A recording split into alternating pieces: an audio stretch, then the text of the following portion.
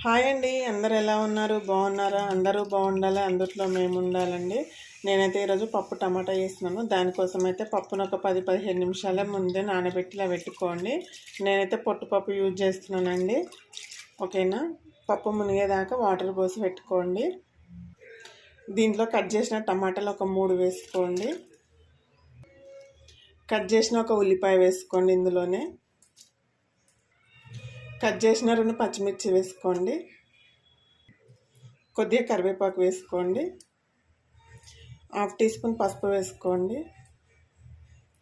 పప్పుకు సరిపడా కారం వేసుకోండి. రుచికి సరిపడా సాల్ట్ వేసుకోండి. నేనైతే దొడ్డుప్పు వాడుతున్నానండి. కొద్దిగా జీలకర్ర వేసుకోండి. కొద్దిగా నూనె వేసుకుందాము. ఇప్పుడు ఇదంతా ఒకసారి కలుపుకుందాము.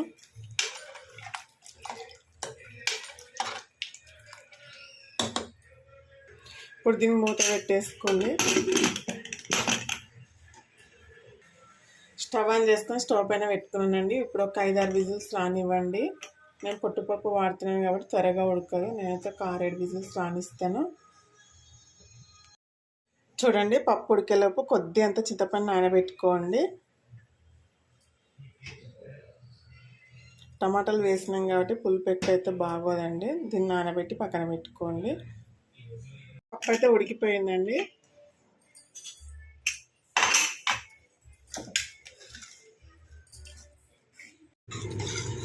చూడండి, పప్పు అయితే రెడీ అయిపోయింది కదా. దీన్ని మెదుపుకోండి కొద్దిగా పప్పు గుత్తితోటి.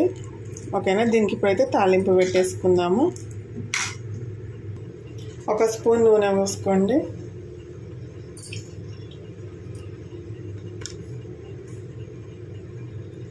నూనె అయితే హీట్ అయింది. కొద్దిగా ఆవాలు వేసుకోండి. కొద్దిగా జీలకర్ర వేసుకోండి. ఎండుమిర్చి వేసుకోండి.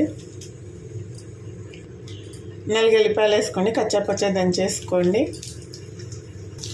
కొద్దిగా కరివేపాకు వేసుకోండి. ఇప్పుడు ఈ పోపుని బాగా వేయించుకోండి. ఈ పోపు ఎంత బాగా వేస్తే పప్పు అనేది అంత టేస్టీగా ఉంటుందండి. కొద్దిగా పసుపు వేసుకోండి. ఇప్పుడు ఇందులో పప్పు వేసుకోండి, ఉడికించుకున్న పప్పు.